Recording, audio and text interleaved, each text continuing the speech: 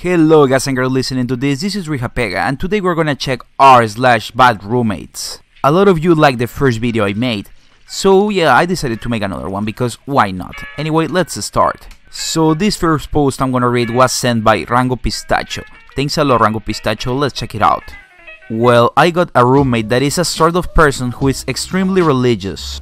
And I tend to have things like devil posters in my room or stuff that in his religion is sinfully bad, Catholic and Christian. I tell him never to go into my room because it's private.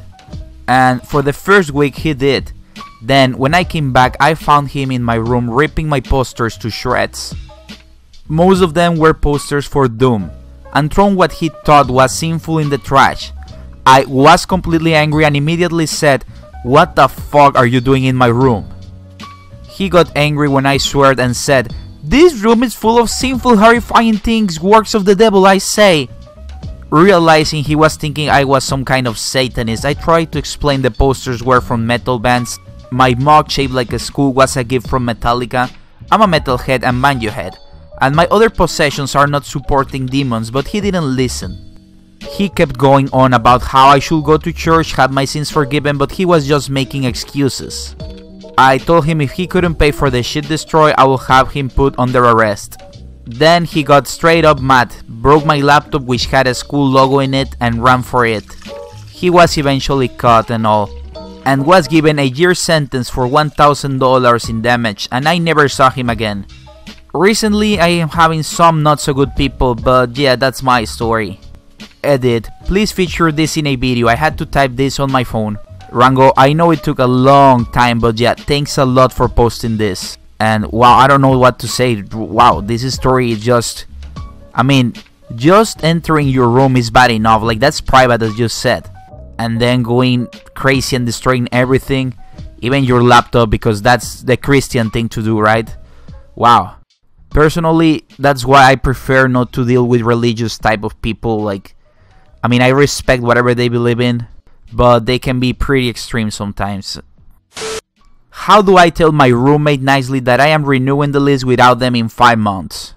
I'm not going to go in detail because obviously they were bad roommates. They moved in as good friends, used that as emotional manipulation which led me to losing over $1,000 plus. They are not on the list, so if they cause any problems and not want to move, I have the credit and money to move. And they will be legally squatters because they can finance a cheeseburger and burn their other bridges. But I want to keep the home. What's the nicest way to keep emotions, not tempers, calm? I am concerned stuff will go missing if they have too much time. Their previous roommate warned us. Or more things will accidentally break. I'm not such an asshole to boot them with 30 days notice. Because I know it will be a real struggle. What's the best way? Wow, so this is a complicated question, and guys and girls listening, I would like to hear your opinions. Well, to read your opinions, so you know what to do. Meet Teenage Nightmare, how I spent 3 months in hell with someone who isn't even supposed to be living here. Hi r/BadRoommates, I recently discovered this sub and realized that I have a lot of stories that I think you all will enjoy. I have had a lot of bad roommates over the past few years. This particular story is the beginning story about someone who I have nicknamed Teenage Nightmare. I will likely make multiple posts since there are a lot of smaller stories within this story that will make this post too long, because it's already going to be very long to begin with. There is also a second part that I will add sometime. So I will share a bit of background first. I have lived in a 4-bedroom apartment in a university housing unit for the past 1.5 years. Through that time I have had a total of 4 roommates. Elle, who I have been good friends with since my freshman year and who I had requested as a roommate when I signed up for a spot in the unit. Elle is also a lesbian, relevant. E, a randomly assigned roommate who none of us were ever that close with. She moved out after 1 year because she wanted some place with cheaper rates, nothing personal. She doesn't come up much in this story, but I do have some other stories about her. B, another randomly assigned roommate who gets along well with both me and Elle and has become a good friend, is still living here today. C, last randomly assigned roommate who replaced E after she moved out, also gets along with everyone and is currently living here. The school year and summer prior to moving into our unit 1.5 years ago, Elle had been put into intense treatment for severe bipolar disorder. Treatment involved taking part in an inpatient program in a behavioral health unit, psych ward, as well as refraining from alcohol and drug use and sexual/romantic relationships for a year, so she could develop proper coping mechanisms and independence. Around only 3 to 4 months after we moved in, she comes home from a concert exclaiming that she had met the most incredible girl, and that they would be going on a date together later that week. We all had reservations because we all knew about the rules of her recovery, but trusted that she knew how to best take care of herself. Within weeks they had entered a full-fledged relationship with each other, and the girl was over at our place quite frequently. At first we were happy for Elle and didn't mind having her around. However, as the relationship progressed, she began to live up to the nickname I had given her, Teenage Nightmare. The first issue that we quickly discovered was an obvious maturity gap. We were all juniors, 20 to 21, while she was a freshman, 18. To make her even more annoying, she was also one of those, "I'm smart and mature for my age. I'm not like other girls. I'm a broken person and my mental illness is romantic and beautiful. I know everything because I read about mental health, good relationships, social justice on Tumblr" type of 18-year-olds. While she thought she was different and mature, she still behaved very much like a young teenager. When she was over, she was constantly vying for attention. She talked in a baby voice to sound cute, and she will put on a show of screeching and ventilating anytime something remotely scared/startled her. Oh my god, the screeching. We will get actual noise complaints from our neighbors when she will be over and she got scared. She will throw tantrums, whine and pout with sad eyes and battling eyelashes whenever she didn't get what she wanted. If she ever did anything wrong, she will put on the "Tee-hee-hee, I'm just a young innocent girl" act and pretend like she didn't know/didn't mean to. She also had no understanding of her boundaries as a guest, telling, not asking when she had requests about our home. The worst was probably when she texted us all and said that we better stay out of the apartment on Elle's birthday because she wanted to have a long time. So imagine how thrilled I was when Elle decided to invite her to stay at our place over summer when her dorm room was closed and she didn't want to go back home to stay with her parents. Oh yeah, and she didn't ask us first, she just assumed we would say yes.